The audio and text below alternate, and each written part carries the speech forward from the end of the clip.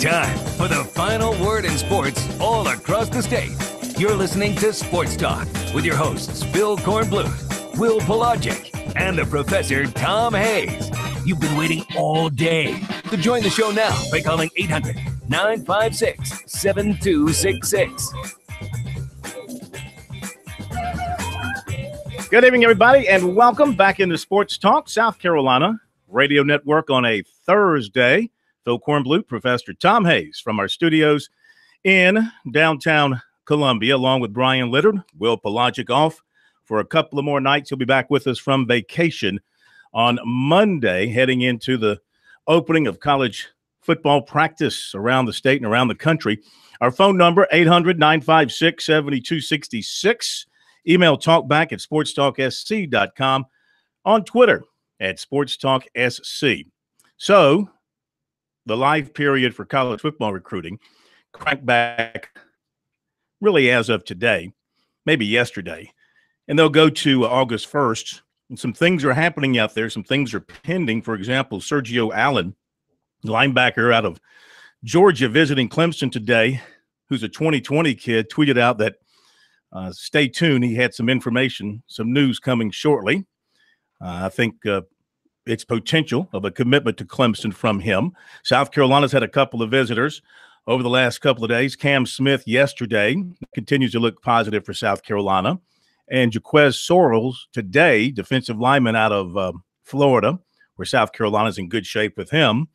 So heading into the start of practice next week, things are still rolling from a recruiting standpoint. And the chance of some additions to the recruiting classes at USC and Clemson linger out there. Clemson's got their annual all-in cookout tomorrow night, and South Carolina's not doing a social this year. They usually do something at the end of July heading into fall camp, but Will Muschamp, for whatever reason, decided this year not to go that route.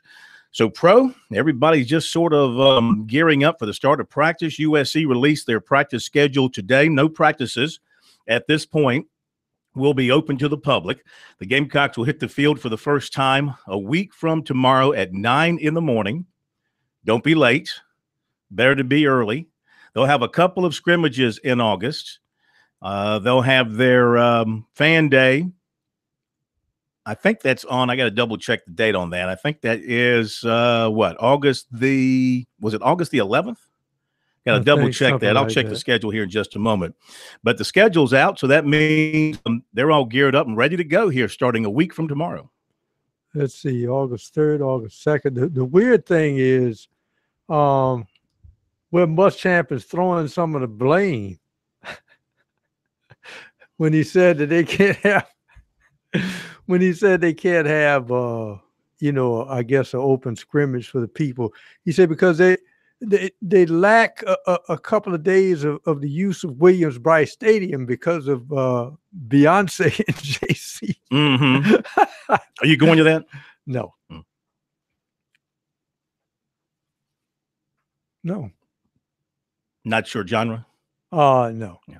Last time I went to Williams-Brice Stadium for a concert, it was U2. Yeah. I wonder how many they'll draw for this. 30, 40,000? You think, Brian? Something in that neighborhood? They'll do 30, 40,000?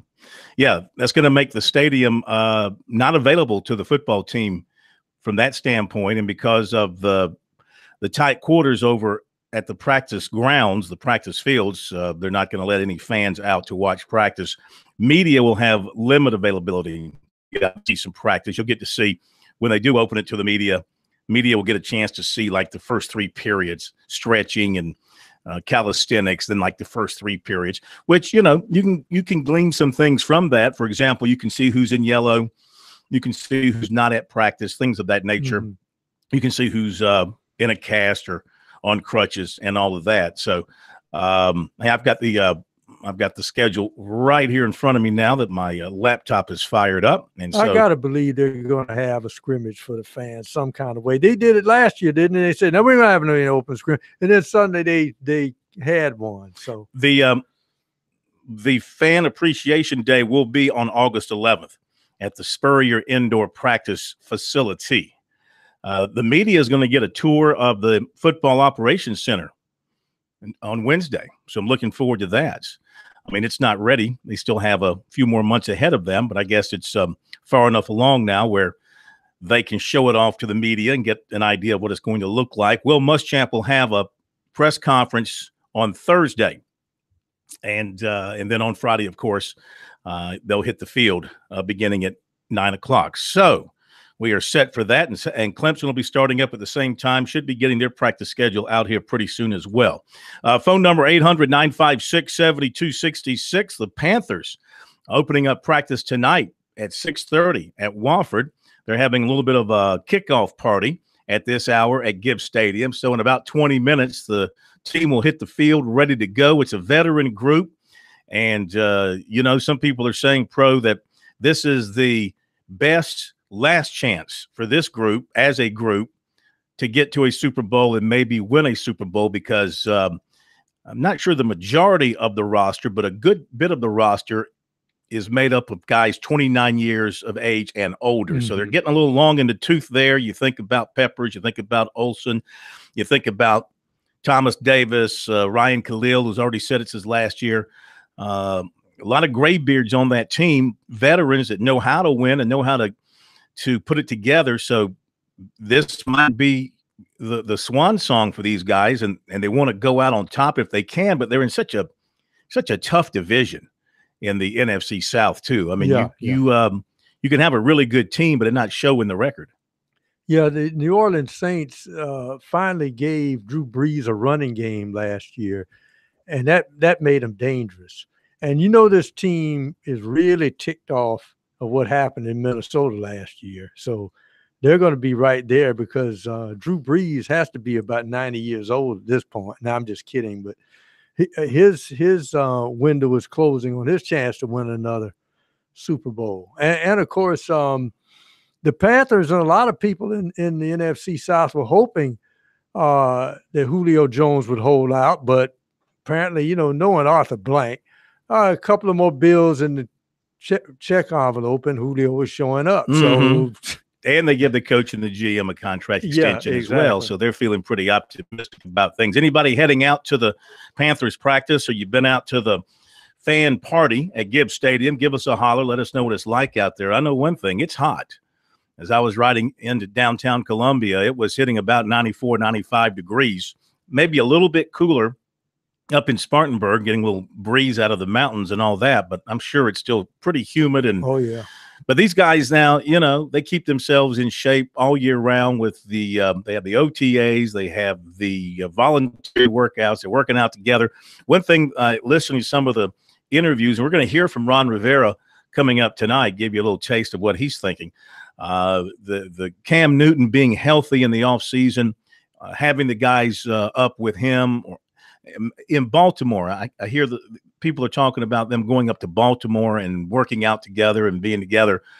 That's all a positive sign, meaning that a healthy Cam Newton who's on his game with a new, you got to be excited about North Turner calling plays.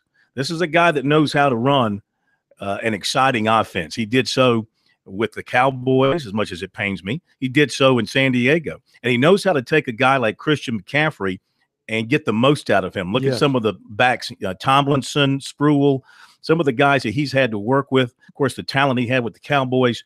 He knows how to squeeze some yards and touchdowns out of those people. And I think he's back in what I think is his perfect fit. North Turner was a great offensive coordinator. Head coach, yeah. So sometimes you feel like you may want to stay where you were. And I think he's been thinking about some exotic things he could do with Cam Newton. But Cam, I think probably, Corn, this year, he's going to try to get that football out of his hand quickly. And if I have to do the Superman act, maybe late in the season, you'll see me come out of that pocket and pull off a 50-yard run. But this is not going to be the staple of old for Cam Newton. And you got McCaffrey, who had a great rookie year with, 80 catches last year. He's put on about 8 or 10 pounds of really good weight without losing any of his speed. So he's expecting to get more. If he can dump more on him, he's expecting that as well. We'll be back, 800-956-7266.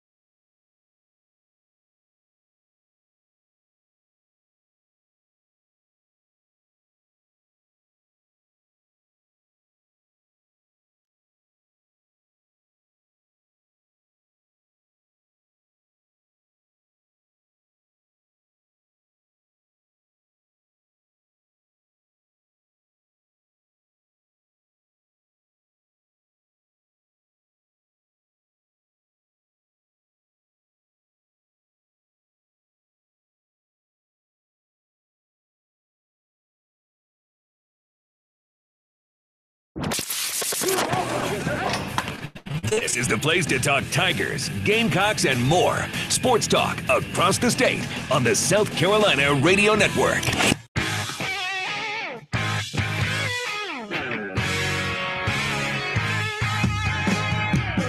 It's Sports Talk from the capital city in Columbia on Main Streets, because we are the sports talk show of Main Street, South Carolina, from the coast to the mountains. Phil Kornblut and Professor Tom Hayes. 800-956-7266. Couple lines are open if you want to jump on board. We'll get to your calls in a moment. Talk about the Panthers camp opening up, Gamecocks and Tigers and other teams across the state if you like. Braves and Dodgers should be a delicious series this weekend in Atlanta. Looking forward to that. They crank things up tonight, and hopefully the weather will cooperate.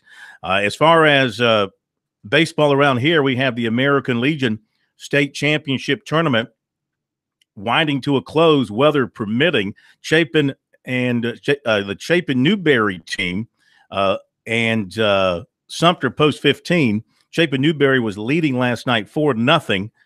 When the rains came, they pushed the game back to this afternoon, picking it up in the fifth inning. We'll check that score in a moment. The loser of that game will play the Florence team tonight, and then the winner of that will play the winner of that first game for the championship at 4 o'clock tomorrow. So a lot going on there. Presbyterian coach Tommy Spangler announced the hiring of former Louisiana Tech standout Bryson Abram as an assistant. He'll coach receivers. He coached Abram when he was at Louisiana Tech. Abram spent a year as a GA at Tech. Last year, he coached in high school, and he coached cornerbacks. The Werfel Trophy, which goes to the player in the country for community service, 2 players from our state named to that list.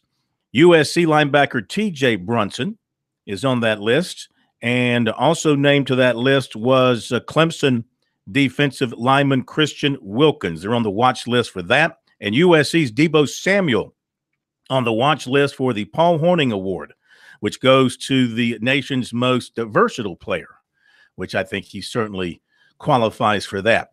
What in the world is going on in Gainesville with the University of Florida football team pro? You know, we had the freshman who got arrested and suspended earlier in the week, and now news that 6 players are facing discipline for an on-campus confrontation back in May with a gambler from the Gainesville area by the name of Tay-Bang Zachary. Now, if you're hanging around a guy who goes by the name of Tay-Bang and you're a college athlete, you know you are in bad company. And this involved airsoft guns, a frying pan, a baseball bat, and rocks. Apparently, the Tay-Bang guy, Tay-Bang Zachary, started calling the football team garbage after he lost money betting on the Gators. Well, if you're betting on the Gators of last year, you're not very smart, no. Tay-Bang. And apparently, these players took umbrage to that and apparently decided to settle it out with him. And it got a little ugly and a little nasty and all that kind of stuff. There's video evidence here involved of a confrontation with one player, a frying pan during the confrontation. Oh, my goodness. Poor Dan Mullen. Dan Mullen's saying, Dan Mullen's like, is it too late to get back to Starkville? Things were awfully quiet there during my tenure. So this is another issue there with the Florida football team right here on the eve of the start of the season. All right, 800-956-7266. Let's go to Glenn in North Charleston. Been a while since we heard from Glenn. Let's see, it's been about 24 hours. Glenn, how are you? Welcome in. How you doing there? I was just wondering, I had a question. Ain't time almost for Davis because of the deal of if Sertoma starts August 8th, the 9th, 10th, high school football around the corner in August 17th, shouldn't they all be on the field practicing about now? High school practice tomorrow, all around the state. That is the first day you can practice. And they practiced in Georgia today, didn't they? Yesterday. Yesterday, mm-hmm. Okay. Yesterday was the first day in Georgia. South Carolina goes tomorrow. Cool. Yeah. David's going to be on pretty soon about preview maybe or something? I think, well, right now we're in contract negotiations. And you know how these prima donnas are in the media. You know, he's asking for more. He's threatening to walk out. I'm having to deal with his agent. He's hard-headed. He drives a hard bargain. As long as he don't take a knee during the anthem, that's fine. That would be, I think, against his grain. I think. I'm glad of that. All right, so thank you. Good hearing from you. Talk to you in 24 hours. I remember when they called taking a knee Tebowing. Remember that? This is true. Yeah, after scoring a touchdown. Uh-huh. Yeah. All right, thanks for the call. 800-956-7266. So, you know, I mean, if you're a South Carolina fan, you're a Clemson fan. I mean, a Georgia fan. I mean, this is music to your ears. I mean, you want to see your rivals in your division having a little bit of things being unsettled. And, you know, the players involved here, according to the reports, receiver Kadarius Toney, defensive tackle Kyrie Campbell, quarterback Emory Jones, who's a guy that, you know, is being talked about as having a chance to take the job, wide receiver Tyreek Cleveland, wide receiver Rick Wells, tight end Kimore Gamble. The first two, Toney and Campbell, according to reports, recommended to the Florida Student Conduct and Conflict Resolution Department for an incident by holding and pointing what appears to be assault rifles at other individuals on campus. And then the other four recommended for lying to university police about the incident in question. But here's the the bigger question is, what's the involvement with this gambler? How deep does that go? What is that all about? You know, were they just getting after him because he was saying bad names about the team, or did they have some sort of financial interest in his progress on the gambling front? Already that gets the lack of progress. Already that gets the wheels turning. Obviously, if he was gambling, it was on the QT. Now, if the Supreme Court say now you can gamble up front, now what will players and gamblers do then? Yeah, I mean, if gambling were legal in the state of Florida, there'd be no issues from that standpoint. They could still get after him for maybe if they're involved with him, if he was like a bookie or something and he was losing their money. I mean, who knows? I'm just sort of picking at straws here about how deep this story might go. This might be it. It might just have been an angry confrontation from a mob of players against this guy because he was calling them out for being losers last year. Well, either that or the football players want Dan Mullen to feel at home, because when Dan Mullen was there as offensive coordinator under Urban Meyer, there was always something going on at Florida. In fact, wasn't it the great columnist out of the Orlando Sentinel, was it Mike Bianchi, saying that Urban had this formula where when things go bad, he'd bring out the deodorizer. The deodorizer meaning Tim Tebow. And so maybe Dan Mullen feels right back at home in Gainesville now. But he doesn't have a deodorizer. No, not yet. All right. Thanks for your call. 800-956-7266 is our phone number. Coming up on the bottom of the hour break, Mike Morgan will be here. We'll talk football with Mike, and also we'll talk Braves baseball. Braves are just a game and a half back of the Phillies in their division going into the series opener tonight against the Dodgers. This afternoon, the Cubs, they were down 6-2 at Wrigley against the Diamondbacks. They come back to win 7-6. Wind must have been blowing out. Probably. And the Angels are leading the White Sox 6-5 with 2 outs in the 7th. Of course, the trade deadline is coming up. We'll talk with Mike about that. If the Braves are going to be participants or just going to sit back and watch as things happen. Looks like today the Yankees finished up a deal with the Blue Jays to acquire A.J. Happ. Boy, y'all pulling out that gold card, trying to get a ring. Well, we need some pitching because, we've had some guys hurt, and but the Red Sox just aren't losing. No. And the Yankees, I mean, you can only win so much. You have to hope the Red Sox start to lose at some point. All right, we'll be right back.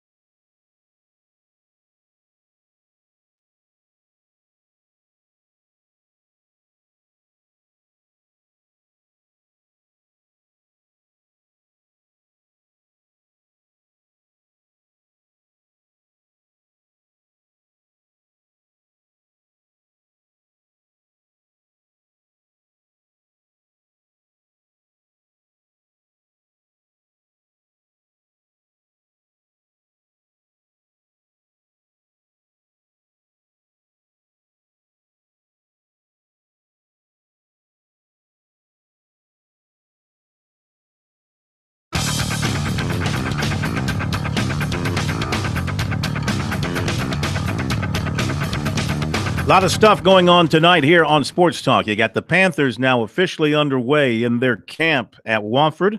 We've got the practice schedule for USC out, and the Gamecocks and the Clemson Tigers getting ready to go to practice here in the next week or so, as are other teams around the state. We've got high school football practice across the state ready to commence in the morning. I wonder if some teams will jump at it just after midnight tonight. That'd be kind of neat. Get that early morning workout in while it's cool under the dark skies.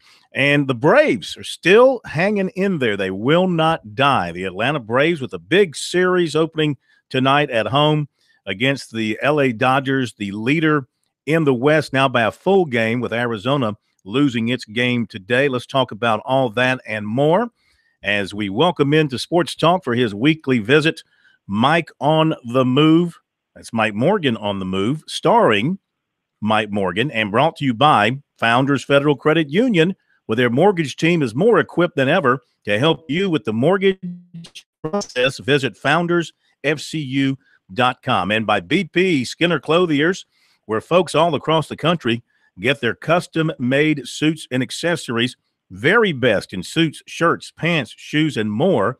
Located in Columbia, you can visit the great showroom in the Vista, or no matter where you are, Brent will come to you. Visit bpskinnerclothiers.com to set up an appointment.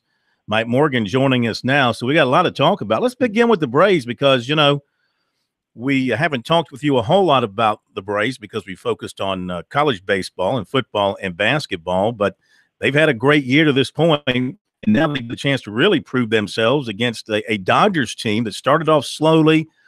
Now they're leading their division, and they've taken the steps to make themselves even stronger.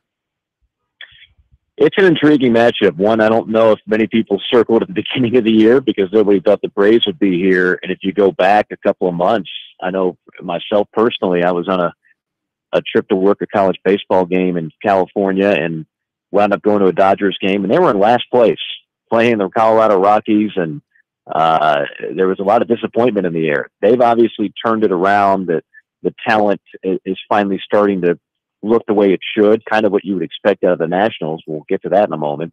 And now, of course, they pick up Manny Machado. The Manny Machado deal, believe it or not, Braves are more than happy to see him in a Dodger uniform because some people would tell you the number 2 candidate, if there was such a thing, for Manny Machado in those sweepstakes was the Philadelphia Phillies. Mm-hmm. And that could have easily changed this divisional race as the Braves are looking up at Philadelphia a game and a half out. But I think that this is a nice telling series to kind of figure out where the Braves are. Everybody knows now how good the Dodgers are, how hot they are. We'll see what the Braves can do with Anibal Sanchez on the bump today. Sanchez, when you think of the surprise guys on this team, the pitching, Sanchez was a retread who's got a sub-3 ERA. Fultonevich, you would have told me he'd be an all-star. I'd say likely be back in AAA before he'd see an all-star game. And then Sean Newcomb is finally looking like the great prospect that they gave up Andrelton Simmons for. So it hasn't been a household names that have led this rotation necessarily, but they're getting all they can ask for out of those guys. Yeah, indeed. And update us on the health of some guys in and out of the lineup. What's it look like for tonight's opener?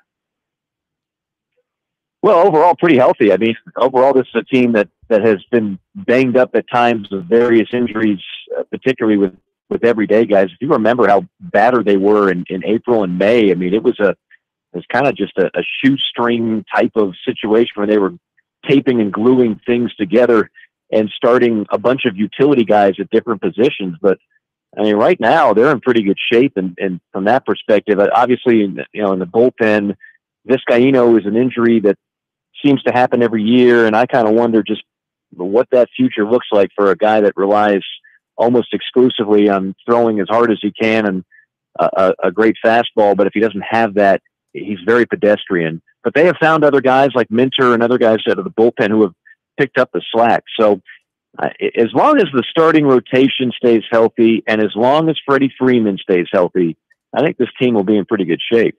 Well, the big question now is the Canadian wonder, and Mr. Soroka. Is he on the shelf for the rest of the year, or are they contemplating him returning at some point? Good question. I cannot Excuse me, I just lost my dog here for a second. I can't say for certain what the status of that injury in terms of what the outlook is going to be. I haven't heard any definitive word. He's certainly a bone with the way he is pitched, and certainly a guy that's going to be part of the future, but not a guy that they have to rely on because, again, overall, that rotation has provided some pretty good depth and a number of good arms. Well, I guess the bean counters are happy. I see the ratings have grown exponential in the Atlanta area for the Braves because of their play. And, of course, it seems like every time you watch the Braves on TV, at least in SunTrust, that they've got a good, hefty crowd, seems like every night. It's been night and day. When you think of what it was 2 years ago, first of all, you had a lame duck situation, lame duck manager, lame duck GM, lame duck stadium, lame duck everything, lame duck enthusiasm, and lame duck attendance because hardly anybody was going to the games. The new stadium last year was a boost because everybody wanted to check it out. But again, it was still a very mediocre to poor team. And then this year, people would wonder, well, if the novelty of the stadium wears off, then how does the attendance go in a city and a fan base that, let's be honest, Braves fans can be a little bit fickle, and Atlanta fans can be a little bit fickle. They're not going to pack the house if it's an inferior product. But now you've got a good product and a good stadium. So yeah, the crowds have been terrific. The environment's terrific. There's been a buzz in the air here about Braves baseball that hasn't been around for about 4 years. Mike Morgan on the move with us here on Sports Talk. So let's turn to football. And what do you see happening down in Gainesville? They've had a couple of situations here in the last week or so. Is this minor stuff, down the road in terms of the big picture, or is this an indication of some personnel issues that Dan Mullen has to weed out there? I think Dan Mullen, I hate using this cliche. This goes all the way back to Lou Holtz, South Carolina for me, but it's a cliche, but it's also true at the same time. He's got to change the culture there. And I'm not just talking about winning and losing. If you go back to the last couple of years, way too many guys get in trouble. Everybody has their own incidents. When you've got 100 kids, 85 scholarship guys, and it is the nature of the beast that you're going to have guys screw up, and you're going to have to deal with it accordingly. But there seems to have been an abundance of that here lately in Gainesville. I understand this young man, who's a highly touted freshman, a top 50 recruit, certainly is a guy they'd love to have in one way or another. But I have a feeling Dan Mullen might crack the whip a little bit more than what we saw the last couple of years under Coach McElwain. Yeah, so you could see some punishment, some serious punishment coming out through him. Or, I mean, this might be above him. This might be something that the university has to step into, especially when you're talking about a situation where a gambler is involved. Yeah, I don't know at what point. This is always like we're never let in on this, right? When it's something that gets to a certain level, how much influence does the AD have? How much influence does the president have? Who's controlling what there? But the one thing about it is, I will say, compared to what they've had there the last few years, you've got a guy who was just a head coach in Starkville at another SEC school for 9 seasons. And before that, he was a coordinator under Urban Meyer in Gainesville for a number of years. So this is not his first rodeo. He'll know how to handle it. He'll know the politics that are involved. He'll know the infrastructure and kind of the give and take that you have to have with your administration. That's something that I think when you're a rookie coach, you're worried about so many other things. You don't plan on having to deal with that. But it can drag you down. And I really think it bogged Jim McElwain down to the point it reduced him to somewhat of a clown when you go back and see some of the things he said and what he made out of those press conferences. It reduced him to something he's not. I don't think Jim McElwain inherently is a bad guy or a con man, but I thought he couldn't handle that situation. I think Dan Mullen and veteran coaches like that certainly can. Well, I mean, they were sure loving him when he was winning the East 2 years in a row, and then he became a clown. All it takes is one little sidestep. Yeah, I understand your point there. I would just beg to differ on one point. I don't think they really loved him even when they were winning the East, because the East was awful. And that was just, if you won the East those 2 years, that was your ticket to get spanked in Atlanta for the championship game. They weren't wild about the offense there. They weren't wild about the overall results. So winning the East might look good on the media guy, but I don't think they were real wild about Jim McElwain from the get-go. Thank you, Mikey. Always enjoy it. We'll be right back.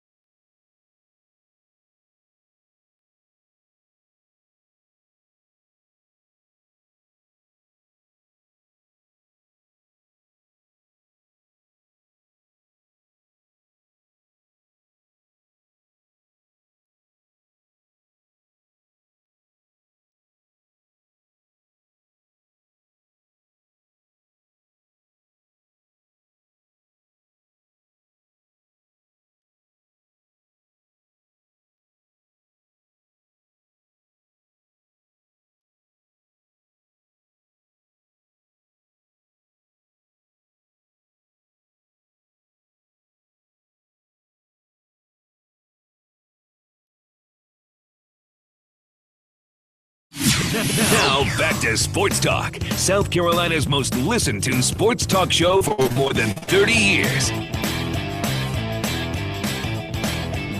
Recruiting coming up in a couple of minutes here on Sports Talk. Thanks to Mike Morgan for visiting with us. 800-956-7266. Email talkback at sportstalksc.com. On Twitter at SportsTalkSC. Let's go to Jonathan next here on Sports Talk. And you told me where he was from, Brian. I totally forgot. Rock Hill. My memory lasts about 12 seconds. Jonathan, welcome into Sports Talk. How are you? Good. Good. So the trade deadline's coming up in I think it is next Tuesday, and the Braves are obviously, I've been hearing a lot today, they were looking for starting pitching. Well, I think it's a good move because honestly for me as a Braves fan, I think it's time to move on from Julio Teheran. Because when you give up 70 runs to one of the worst teams in baseball in Miami, I think it's time to move on from him. But anyway, I think the Braves they're obviously looking for some starting pitching along with a couple other things. But I heard today they talked to Toronto about Stroman, and 15 minutes ago, a report came out they're interested in Cole Hamels. Yeah. Well, first of all, Teheran was a prime starter who had a rough week, as several did. Severino of the Yankees gave up, I think, 7 runs, maybe 5 or 6 of those earned in his last outing. Don't give up on a guy simply because he's had one bad outing. I know Teheran's not had the greatest of years to this point, but he is a veteran, quote unquote, for that team. He's got some starts behind him over the last 2 or 3 years. I wouldn't be so quick to give up on him. Especially a starter becomes valuable not only because of one loss record, but you need guys who, when they take the mound, they eat innings. And he's not the kind that's going to get pummeled and then just waltz out after 3 or 4 innings. That's the kind of starter you can't use. But and he has been relatively for the last couple of years injury free, and he's still got good stuff, and he's still not close to 30. And when you got a pitcher like that's what happened to the Expos. They left, and they had a big left-hander they were in love with, and they said he's not going to get it together again, so they let him go. That guy was Randy Johnson. Sometimes you got to have the growing pains. You got to go through them to have a good pitcher. Sometimes the best deals you make are the ones that you don't make. Does that make any sense? The best deals you make are the ones that you don't make. And the problem with the Braves right now is they're a team that's built on dealing with their youth. And every time they ask, is this pitcher available? Yes. Can we have? No. You're not getting any of our young players. No, we're not doing it. So it's going to be a little bit tricky for the Braves to find anything on the trade market they're willing to give up to gain. Anything else, Jonathan? Yeah, to piggyback on that, and Anthopoulos, who's been known to be aggressive when he was in Toronto, but I was in Toronto. He said he's not going to give up any of our top prospects. I guess it would mean Allard, Toussaint, I'm not missing anybody. Kyle Wright, I'm probably missing some guys. But he's not going to give up any of those guys for a guy that's going to be a free agent at the end of the season, like a Moustakas or a guy be for 2 months, maybe in the playoffs. Not like that. But if he can find, he said I guess he'd be willing to trade, I don't know, maybe top guys, trade some other guys in the minor leagues for a guy that's controllable for maybe more than a year or so. Well, we'll see what they do. We'll see what they do. Look, if you're the Braves and you're in the race as you are now, especially if they have a good weekend against the Dodgers, this will be a good litmus test with the deadline coming up on Tuesday. See how you do against the Dodgers. If you split or win that series, you come out of the weekend, you're even with the Phils, you're ahead. That would give you, I think, even more enthusiasm for wanting to make a trade. The Braves have a mindset right now with this team that, hey, let's make the deals that are necessary because we've got a team that can win the division or win a wild card spot and get into the postseason. And we told our fans a few years ago when we dumped everybody as we moved to the new stadium there was going to be a couple of years of pain and we would be back. And they would be pretty much on schedule if they make the playoffs this year, because what are they, 2 years into SunTrust? Yes. So they would be kind of following through on their promise. Here's the problem with that promise. When they promised it, they didn't know that their previous general manager was going to get chopped up by the commissioner. And they lost a few of their prime prospects that were taken off their roster and put on the open market because of that. And so they have to be very careful. See, this building process was really exploded if they would have kept those other prospects they have. But a little subterfuge with what was it, the international negotiations they were doing that were illegal. And so they lost a bunch of prospects, and I think some draft picks behind that. All right, thank you for your phone call. We appreciate it. 800-956-7266. Coming up in the next hour, going to hear some comments from the Panthers head coach as they are now on the field. He met with the media upon arrival in Spartanburg yesterday. We'll have some of that for you just to give you a taste of what he's thinking. Ron Rivera, the money coach, Fran Halloran, the bottom of the next hour. And right now, let's give you the recruiting update for tonight. We got some things that are kind of pending that we're keeping a close watch on, including defensive lineman Jaquez Sorrells of Largo, Florida, who actually arrived in Columbia last night and on his visit today. Second summertime visit for him. He was in Columbia back in June for a camp and a visit. He is joined on this trip by his defensive line trainer. And the feeling has been that South Carolina has been in good shape with him since he was at USC the first time. They've continued to recruit him very strongly. They have a spot for him. They have a need for him. And so right now he has an announcement date of August 27th set. I'll have to wait and see if he lasts that long on this thing. Also, USC target cornerback Johnny Dixon plans to visit Miami on Saturday. He took an official visit to USC in June, and he is scheduled for one to Penn State in September. Today, linebacker Sergio Allen, Fort Valley, Georgia, a 2020 prospect, is at Clemson. He has a long-standing, strong feeling for the Tigers because he grew up. He is out of Fort Valley, Georgia, which is, if you know the state of Georgia, it's down I-75 in South Georgia. I think you call it South Georgia by the time you get there. It seems like you're driving to the equator as you go down 75. But he grew up in Hart County, Georgia, just across the state line from Clemson, and is one of the coaches, or the coach at the high school at the time, was and is William Devane, the former Clemson defensive lineman. Remember him? So he's heard a lot and seen a lot about Clemson since he was young. So he's always had a good feeling for Clemson. And Sweeney and Venables and Bates have been recruiting very strongly, told him that they like his personality and his game. It fits what they do. And so he brought his mom in for a visit, for her first visit to Clemson. So she came in with him today. He wants to major in marine biology, which he said Clemson ranks very high in, ranked number 1 nationally, he said. So his offer list also includes USC, Tennessee, Ole Miss, Penn State, Florida, Auburn, Alabama, Georgia, Georgia Tech, Oregon, Vanderbilt, Tennessee, LSU, and Michigan.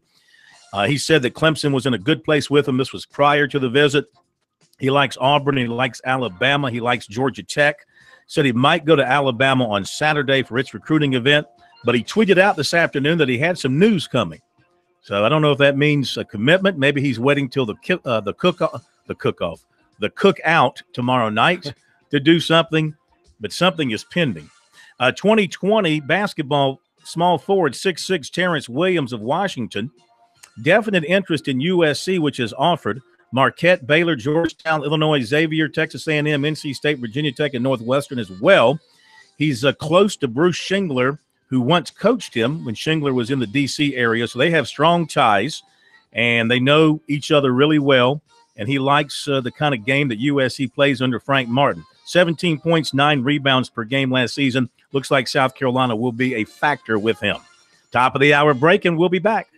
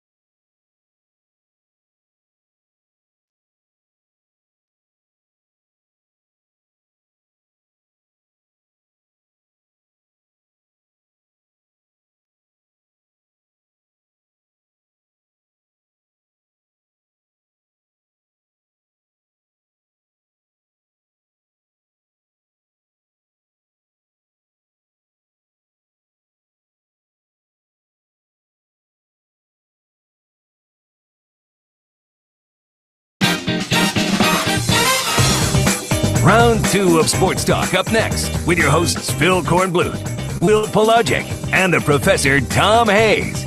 Don't leave us hanging. Join the show, 800-956-7266. It is indeed hour number 2 of Sports Talk, South Carolina Radio Network. Phil Kornblut, Professor Tom Hayes at your service from downtown Columbia, 800-956-7266.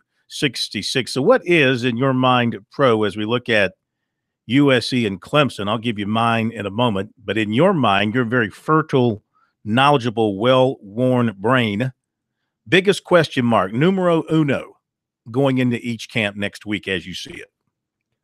The secondary for Clemson, especially depth-wise, experience depth for Clemson. For South Carolina, a lot of questions in my mind, but I think that the big question to me is the one thing that people aren't talking about: how effective, and I think in my mind is that will be very effective, is how effective and cohesive will that offensive line be? Because, you know, you can have the greatest car in NASCAR history, and if that starter switch isn't working, and the line, everybody just takes for granted the offensive line. Mm-hmm. But I think the offensive line, both lines of scrimmage, but this year the offensive line, because of South Carolina's willingness to try to tinker with their offense, I think it's going to be key to the success they have this season. So you don't see quarterback as the big area of interest? Maybe the biggest area of interest. That's a way to reword that, but not a concern.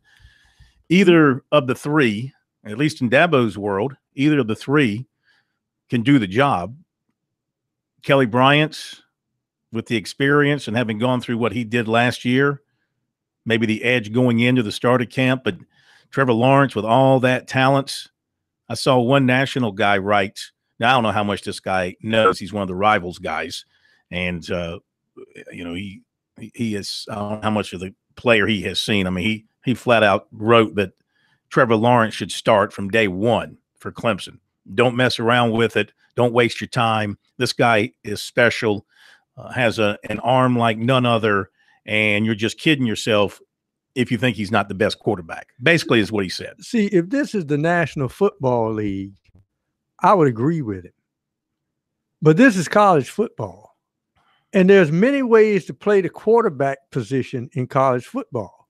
Now let's ask yourself, if you're willing to use your imagination offensively, how many teams in college football that have an effective quarterback who also, when he comes out of the pocket, is your best power runner? Mm-hmm.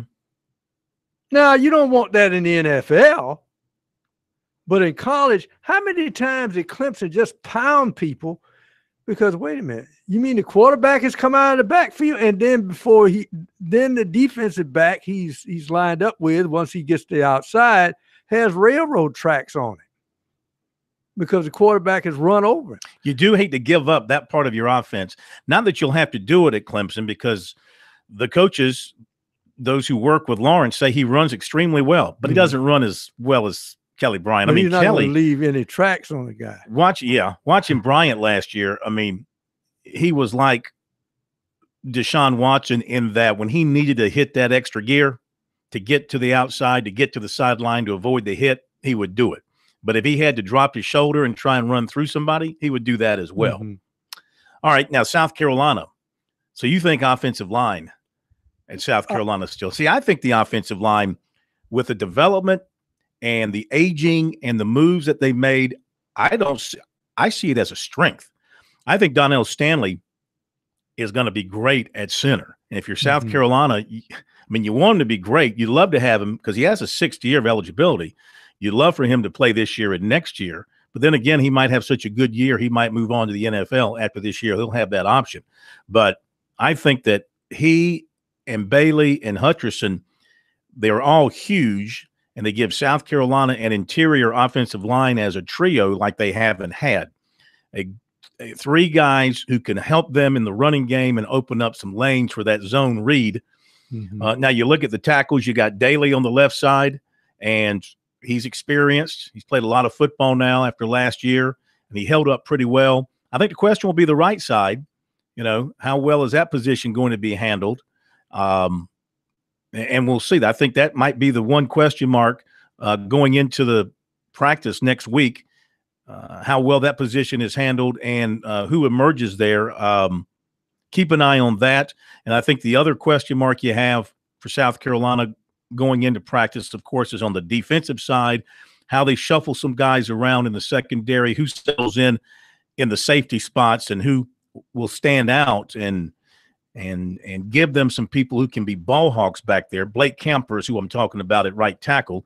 And, I mean, behind him, who do you have? Maybe Eric Douglas, who was redshirted, maybe true freshman Wyatt Campbell. We'll have to wait and see how they sort all that out with these players. Maybe Malik Young, who's played the left side. He's also played some defense. They moved him back to the offensive side in the spring. Maybe he can flip-flop both ways. Camper has been in the program for a while, but he got manhandled in the Michigan game. He got eaten up by that standout defensive end from Michigan. What was his last name? Was it he was the only one that got eaten up by that Michigan guy. Well, for about 2.5 quarters. Yeah, he was pretty good, though. Was it Hardy? Was his last name Hardy? I think it was. Yeah, he was. And they had to put an injured Bailey in there at tackle. And he did that guy deserves an award for the way he went in there and hung in there I think he had a bad leg. And he gave them some protection there off the edge in the last quarter and a half and gave them a chance to come back, which they did. But you look at the secondary, and, first of all, still up in the air is Javon Charleston, a guy who came out of spring as a starting safety. Now his situation is up in the air because of a legal situation. I still think the key point for Charleston is he was a demon on special teams, because I don't think losing him in the secondary is, other than depth, is that important. I think his importance is he's one of the first guys down. And let's face it, when you look at a guy like Demir Bird years ago, who was saving some touchdowns because he was the first guy down when a guy's about to hit a seam on special teams. That's what Charleston does, the same thing. Yeah, but to some degree with the new rules, especially on kickoffs, that's going to be devalued. And in punting, you kick away from the guy for the most part if the guy's a dangerous return man. Here's another thing to ponder for South Carolina. Jamias Williams. You're putting a guy who's about 5'8" back there at safety. How's he going to do against these 6'4", 6'5", high-jumping receivers in one-on-one coverage situations? Can they – I know he's known as a really good defender, and as a corner and as a nickelback last year before he got hurt, he showed what he could do from that standpoint. Of course, you're covering taller guys there as well. But in the safety spot, you're pretty much on your own back there as the last line of defense. How is he going to handle some of these taller receivers he's going to come up against? And they're going to come up against those kind of players as they move through their campaign. Well, the key point is tremendous change of direction because of his lack of height. What do they always tell you to do with a big receiver? If a guy's 6'4", make him 6 feet. What do? You jump in his chest when the ball is up in the air. You got to do those things. Flag. No. Not when that ball's in the air. It belongs to both of you. So when you're leaping for the ball, all you have to do is body with the guy. The guy that was really good at doing that and was an all-pro was one of the shortest guys to play safety in the National Football League. And that was Bob Sanders with the Colts. Remember him? That's the way you have to play. But nobody's comparing Jamias Williams to Bob Sanders right now. I think he's faster than Bob Sanders. Now, the upper body strength, that's another key. But Sanders used to shorten receivers because he was great. You're talking about a great NFL player against a second-year college guy coming off an injury. But we're talking about technique, though. The technique is to jump in the guy's kitchen while he's making the catch. We'll be back. Going to hear from the Panthers' Ron Rivera, his thoughts about the start of the Panthers training camp, which is now underway at Wofford. That's coming up next here on Sports Talk.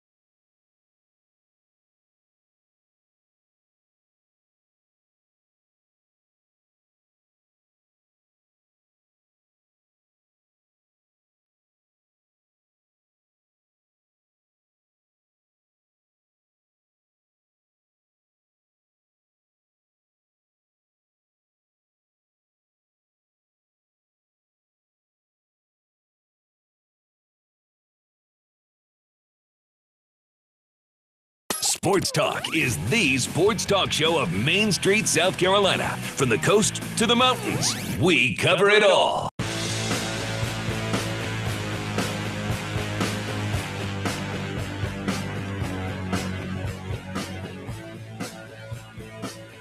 Just ran across an interesting recruit, Elm Granahan of the Big Spur, who writes that USC defensive back target Jamie Robinson was in for a visit earlier this week, which would have to have been yesterday, because yesterday was the first day he could visit after the dead period. This would be big for South Carolina as they battle some other schools. Robinson, by the way, has transferred from his former high school in Georgia. He's now going to go to Lees County High School in Leesburg, Georgia. Several players have a new coach at his old high school in Cordele, Crisp County High School in Cordele, Georgia, and several players transferred out for one reason or another. He was one of them. And so, according to the story, he was in to visit with Travaris Robinson, his recruiter, secondary coach, and all that. Hale also writes that Robinson will visit Auburn this weekend. It's been USC, Georgia, Auburn, and Michigan, with him at the top of his list for the most part. He has not set a date for an announcement, but you could think one could come most any time from him. USC has been on him for a long time and very strong, but so has Georgia been on him as well. So a number of moving parts in recruiting here now that we've got a brief live period until August 1st. Guys trying to get in those last visits, trying to get those visits in around their own practice schedules and things of that nature. And some things are going to start popping. I would think at Clemson tomorrow, most likely you're going to see Vontae Bentley commit, quite possibly the linebacker from Alabama. So if Jake Bentley returns and Vontae Bentley plays as a freshman at Clemson in 2019, if they're both on the field in November of 2019 in Columbia, you could have a Bentley on Bentley collision out there if all that comes to pass. So I guess you could say, South Carolina's got its Bentley. Clemson wants to have its own Bentley. So keep an eye on that. We talked about Sergio Allen. Looks like something could be happening with him. And South Carolina had the visits from Cam Smith and Jaquaz Sorrells here in the last couple of days. Things could be coming out of those visits here not too far down the road. And we'll try to keep an eye on everything that's happening as best we can moving forward. So it is indeed going to be a hectic couple of days here until guys get back home and get into their practices. Are you sensing from what happened last year that most recruits are aiming for that early signing period rather than waiting to February? Yeah, I think so. Almost all the big ones, all the major prospects have been very active this summer, except for the Crouch kid from Charlotte. He has been mysteriously very, very quiet, really off the radar in recruiting. And there's been very few stories written about him. When things are written about him, you're still seeing South Carolina and Clemson mentioned prominently, Michigan, Tennessee, Alabama, people like that. And part of his deal is, will he be a linebacker or will he be a running back? Some schools are recruiting him for one position and some are recruiting him for the other. But, yeah, I think most of the top guys are in a hurry to get their commitment in and set to sign in December, if not graduate early. Well, when you look at it, when we were back in the old system, the main guys really wanted to keep the suspense going to the last day. Now you get the feeling that once these guys get to December, and these guys are not only looking at a commitment list, but guys who are signing, wait a minute, if I wait too long on this school, there may be no room at the end. So it kind of makes them antsy to different kind of pressure now. Yeah, different kind of pressure. All right, the Panthers underway with their first practice. They're about an hour into it. Ron Rivera looking to have another good team with the Panthers, hoping to get them to the Super Bowl once again. When he got to Spartanburg yesterday afternoon, he met with the media to talk about another camp at Wofford, a healthy Cam Newton, and other things going on with his team, including the decision to put some guys on the unable to perform list to start camp, including Julius Peppers for one. Oh, yeah, not concerned with any of those guys on the list for the most part. You know, they've all had good off seasons. They've all done their work. This is really just one of those moves that favors us because, again, if the guy's still sore, you know, we can keep him out of it for a little bit longer, and then when we're ready to put him out there, we'll have him back on the field. Ron, what do you make of this opportunity for Ian Thomas? It does seem like a pretty big. Well, I think it's a huge opportunity, not just for him, but for the other young tight ends. You know, Chris being out for a little bit is going to give these guys a chance to shine and show what they're capable of. Kind of excited about that. I think these guys will be, you know, anxious to take advantage. So hopefully, you know, somebody will step up and develop, and hopefully Ian will take advantage for sure. Ron, your quarterback has been documenting his off-season workouts on Instagram. I'm curious, did you follow along with that, and how excited are you to see? I'm very excited. I was real happy to see him working as hard as he does, and he always does that, you know. Anyway, so it was no different. I hope you guys followed me. I documented my golf. Just checking. But no, he's been great. He really has, and you know, I know a bunch of them went up to Baltimore and did that pre-camp routine that they do. So I was very happy to see that. I really was. And, you know, Cam's done a great job. And he always does a good job in terms of his preparation and getting ready for the season. What I'm really excited about, though, is that, you know, he seems to be healthy, a lot more healthy than he was last year. So, you know, going into this camp, I think we're already ahead with him. So I'm excited to watch him and just see where he is. Ron, you have a lot of veteran guys, maybe guys that are towards the end of their careers. And do you sense that there is a sense of urgency among some of these guys to get a Super Bowl before they retire? I would say yes, you know, just because it's human nature. But I also think that these guys are going to approach it the right way, and that is we got to build to where we want to be. So you know, each day will be be different. Each day will be itself. But for the most part, I think these guys understand what's at stake every year. So to say they're going to do things a little bit harder or with a little bit more vigor, I think is unfair to them because they're professionals and they're going to come out and give their best all the time.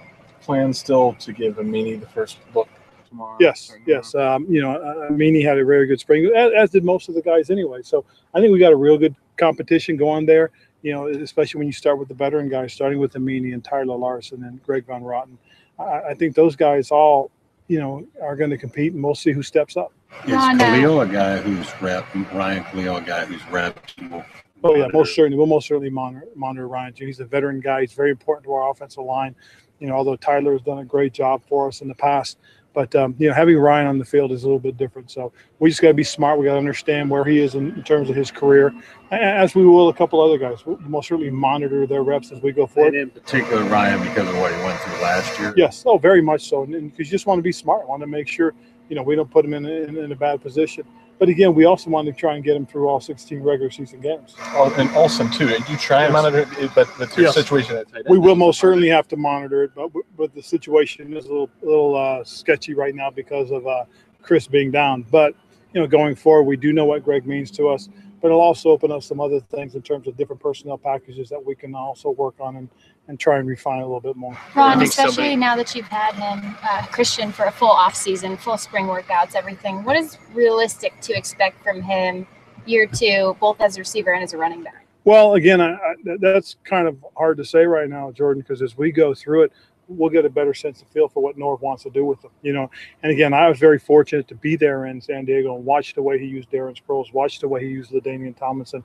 So, and I could see, you know, him doing some of those things with them. And I could see, you know, Christian, you know, especially if he continues to develop the way we think he can, really be a very integral part of what we want to do.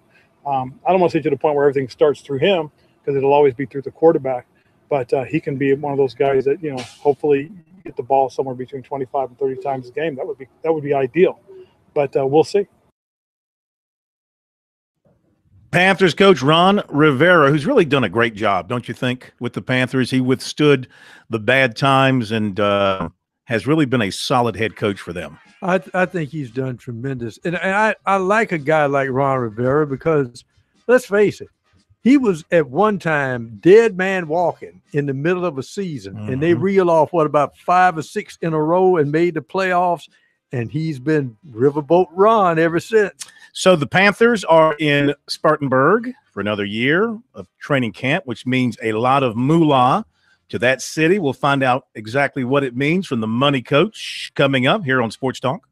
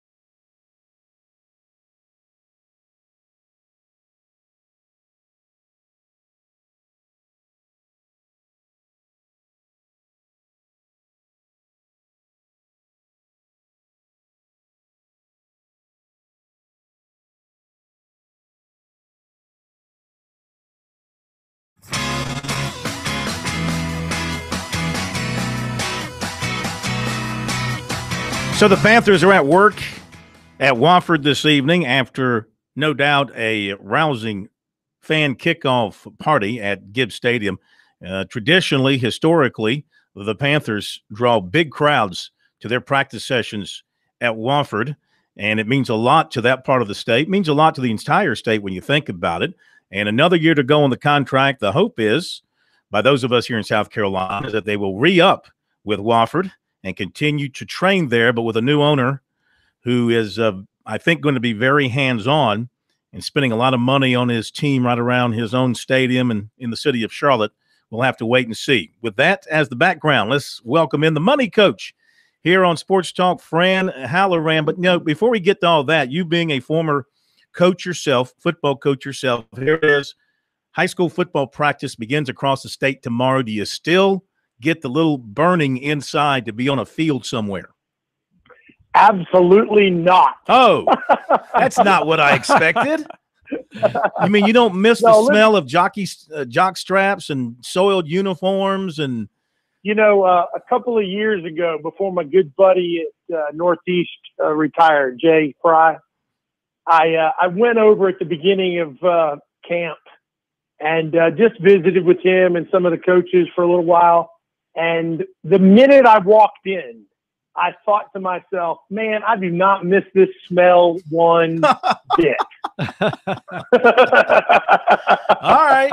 All kidding aside. Yeah. All kidding aside. Yeah. Of course, there is a little tinge of regret every year when camp gets started because, let me be honest, I loved playing football. I loved coaching football, and I'm still a football freak. As a matter of fact, I hope maybe some of you guys might ask me to participate in some of your pick'ems this year. No. But that's right. I've got to do a little better than I think I can do better than Cohen. You think so, huh? I've got to do a little bit of investigating on you to kind of see what kind of competitor you might be because I won the championship last year. So I'm a competitor, Phil. Let me just tell you. But I think that's a good idea. I think we'll throw you in there. Sure, why not?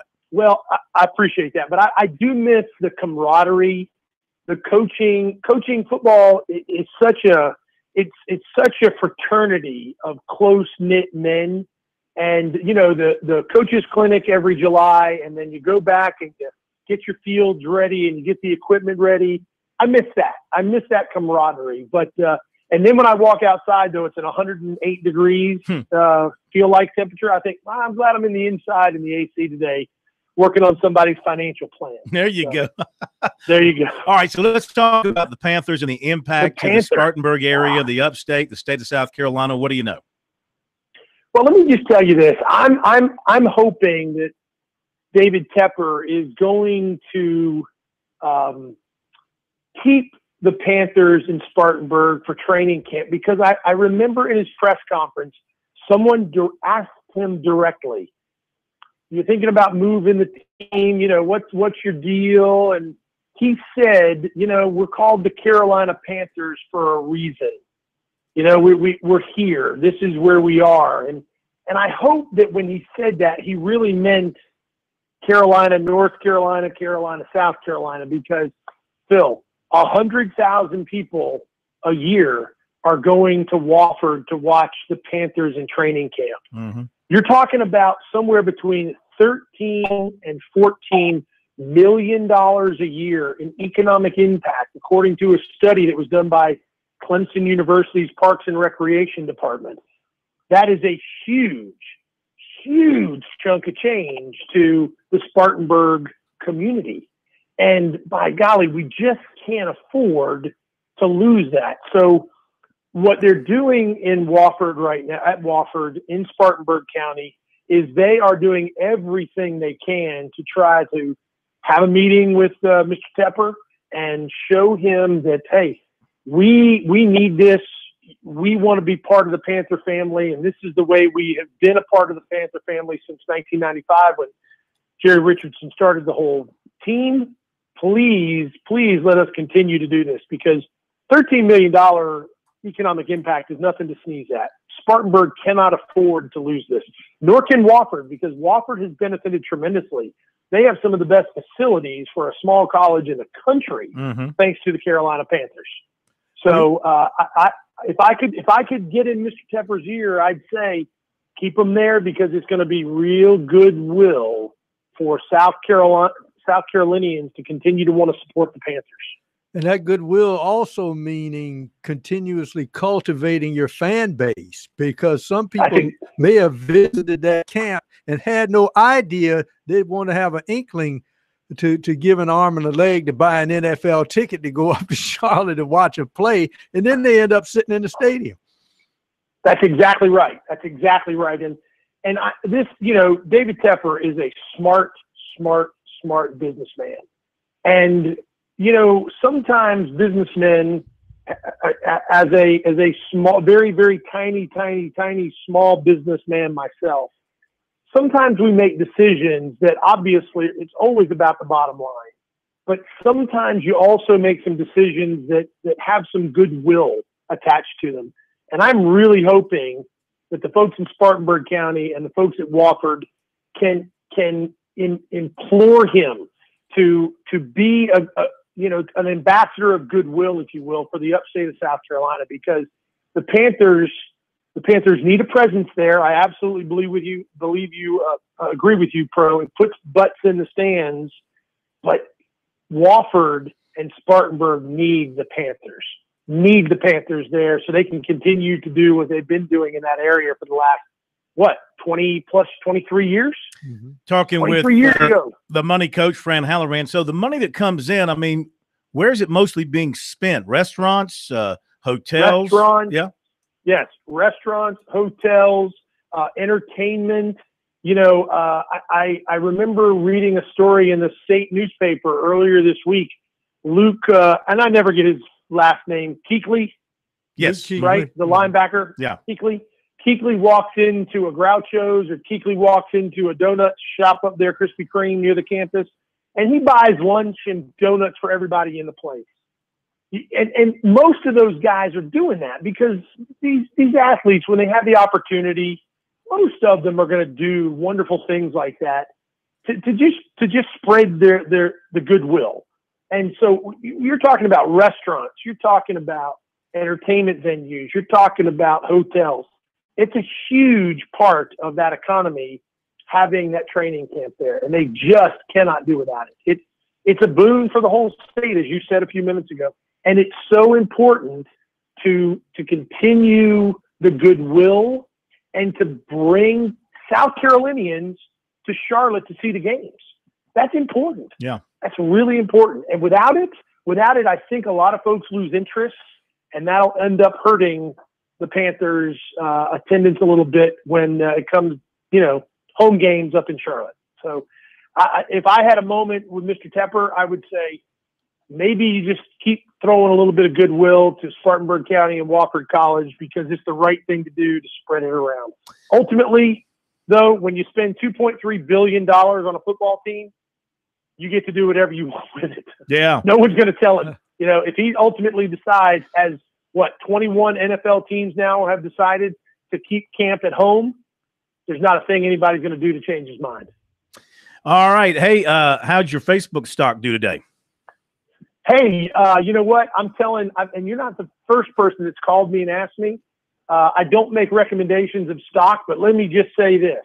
Dump. Whenever stock drops, that's when you should buy. Mm-hmm. So, if you're in a buying mood, that would be something you ought to be looking to add to your portfolio there, Professor. Let's see. What did I hear? They lost 19%, I think, of the value, which equates to, was it like $100-something billion? Or yep, over $100 billion. Some absurd figure. So that's right. They'll make it up. That's right. Yeah, they'll get some Russians to put some money in there or something. Monopoly money. Thank you, Coach. Have yourself a great week. Talk to you next week. Yeah, I'm glad I don't do Facebook. I just don't do Facebook. I mean, I absolutely try my absolute best not to do Facebook. But it's, try to tell my people to stay off of it, but they don't listen to me. We'll be right back.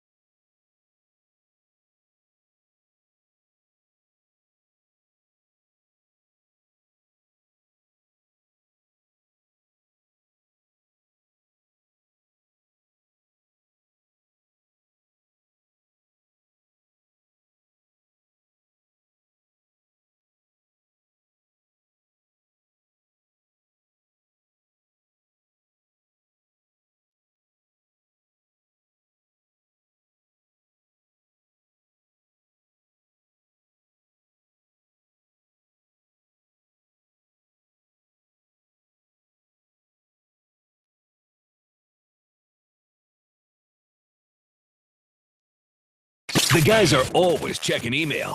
Send your comments or questions to talkback@sportstalksc.com. Now, more of Sports Talk from Columbia's Main Street. Couple of tweets into us here at SportsTalkSC. Doug writes in about the Florida situation that it's a non-issue. He said players were trying to distance themselves from a shady guy doing the right thing, and he didn't like it. Police punished the guy, not the players. This is a proverbial nothing burger. Okay, now good, but first of all, what were they doing being with a shady guy? Yes. Trying to distance themselves. That means they had to be with him. That's a no-no right now for college athletes, I would say. Jason tweets at us, responding to the money coach. He does understand that Fort Mill and Rock Hill are in South Carolina and a lot closer to Charlotte, right? That's true. But, you know, by having it in Spartanburg, it's away from Charlotte. Yeah, it sort of just gives you a little bit more deeper feel, I think, into South Carolina by going down I-85 and putting some money in the state over there. I mean, I hear what you're saying. Fort Mill, Rock Hill would still be in the state, but they are now basically bedroom communities of Charlotte. In fact, I think a lot of Charlotteans, people who work in Charlotte, make their living in Charlotte, but live in Fort Mill or Rock Hill, just consider that Charlotte, because the city's growing, you know, so much and so quickly in all directions. Yeah, and of course, people in South Carolina who've gotten employment in Charlotte would prefer not to have to change their license, their residency, or anything out of the state of South Carolina. So they stay across the border in South Carolina, but work in Charlotte. All right, 800-956-7266 is our phone number here on Sports Talk. Let me just check something here real quick and see if we have something to tell you. Yes, Sergio Allen has just committed to Clemson. He has just tweeted it out 21 seconds ago. Are we on top of it, Pro, or not? Tell me. All right. Yeah. So 2020 linebacker Sergio Allen, who was on a visit to Clemson today, just announced that he has committed to Clemson for the 2020 class. A good-looking player out of Georgia, has a lot of major offers, and had considered, of course, taking some other visits, but after coming to Clemson, decided to end it today. You know, with Clemson now, their thing is if you commit, that's it, you're done. You can't take any other visits. You have to be fully of a mind that you're gonna stick with the Tigers. So he tweets it out that quote, some people may think I'm too young. Some people may think it's not the right choice. From the first time I came onto this campus, I felt something special, a sense of family, a sense of brotherhood. I know I can't please everyone, but I'm okay with that. And with that said, I would like to officially announce my commitment to Clemson University. He's not 100% all in. He's not 200% all in. He's not 500% all in. What percentage do you think he is all in? He probably said 1,000%. He's 1,000% all in, is what he says. Well, see, one of the things that, and this is why they say, what is it? Youth is wasted on the young. I think that's what Kareem Abdul-Jabbar once said. He said, because the things I know now, if I had known them when I was young, I'd have been a better man and a better ball player. But the key point is that when you have people offering you a free ride to go to college, you play football, there is no wrong choice, in my opinion, after you see how much it costs, especially nowadays. Well, yes, I hear what you're saying. It's all good if somebody's going to pay for your education, but there can be bad choices. Yeah, I mean, there are bad fits out there where it just doesn't work. You make a decision, and for whatever reason, it just doesn't work for you, or things happen that change that comfort level for you. And it's usually because of the football. It's not because of the academics. Because they all have good academics. Yeah. That's the second 2020 commitment for Clemson. DeMonte Capehart, defensive lineman from Hartsville, and Sergio Allen. No, actually, I think it's the third. I don't think I put Ray Thornton on here. Let me double check. Ray Thornton, I believe, is a 2020 guy out of Alabama who's also committed to Clemson. Need to put him on my list. So the Tigers add another for 2020 in Sergio Allen, and not a big surprise there. Back to your calls in just a moment. You can receive double CU Rewards points on lodging, travel, and dining purchases from May 15th to July 31st when you use your Founders Visa Signature or Platinum Visa credit card. Visit foundersfcu.com/visa for full details. To John in Columbia, we go next. Hi, John. How are you? I'm doing fine, guys. I just wanted to, I was listening to the gentleman speak about the Panthers and the training camp and how he said it was such an economic boom for Spartanburg. And I heard him go on to say how much of a boom it is for the state. And I was wondering, how is it a boom for the state? How does that work? It's the low country Midlands. How do they benefit? Well, first of all, you do get some national exposure out of it because if you're a football fan, a pro football fan, you're watching the NFL Network, you're watching the sports channels, and they're taking you around to the various training camps and they're doing reports. And when they say, let's check in on the Carolina Panthers in Spartanburg, South Carolina, it gives the state some notoriety. I mean, who's heard of places like Berea, Ohio before, where the Browns have their camp? Or where is it? Minot, Minnesota, where the Twins have their camp. Not the Twins, the Vikings. Thousand Oaks, California, where the Cowboys used to train before they brought it back to Dallas. The point is you can get some publicity out of it. And then, the bulk of that money is going to benefit the Spartanburg County, Cherokee County, Greenville County area. But, if people are coming into the state from, say, another part of North Carolina, driving through South Carolina, say they have to come through Florence or Columbia, stop for gas, stop for lunch. That's money coming into the state. So, there is a benefit that trickles down, I think, not as much to other parts of the state, but I'd say some. And any kind of money you can bring into your economy is going to be good if it doesn't cost you anything. Okay, I was just wondering, I don't see it trickling down to the low country. I just wondered, what he meant by that. I know that it will benefit. Listen, the low country got plenty of tourists. They got plenty. Charleston, the beaches, Hilton Head. They got their tourists. They got their people. They got their money. They got big spenders going down there. Yeah, in fact, some people were jokingly saying that with all the guys coming here visiting and people coming there to work in the new industry they have down there, they thought that if they got any money from the government, they would want to Trump build a wall around Charleston instead of worrying about the border. So there's a whole bunch of people in here that don't talk like me that's moving in here. Yeah. Listen, there's nothing negative about having the camp in South Carolina. Whether it's Spartanburg, Fort Mill, Rock Hill. Hell, I wish they put it in Latta. And it was really great. Let's revive a town like Latta by putting the Panthers. Now, and it was. We don't have the facilities. No. Have it at the high school. We don't have any place to eat. There is a Chinese restaurant on Main Street. That's about it. Get hot dogs at the Exxon station. Pretty much it. Unless you're going to just barge into somebody's house and have dinner with them. And the upstate really had it going on, especially when my nephews were younger, when we used to just do the double dip, go to the Falcons morning practice, drive back down to Spartanburg for the afternoon Panthers. The Falcons, they're still in Flowery Branch, aren't they? Mm-hmm. Yeah, they haven't moved downtown or anything. And Flowery Branch might as well be in Greenville. Yeah, it's way out. Yeah. But actually, the Falcons, that is next to their home office because their home office is in Flowery Branch. That's where their headquarters are. They're not headquartered downtown at the stadium. So it isn't, technically their practice facility is right next to their home office, so to speak. Okay, that'll do it. Thank you, Pro.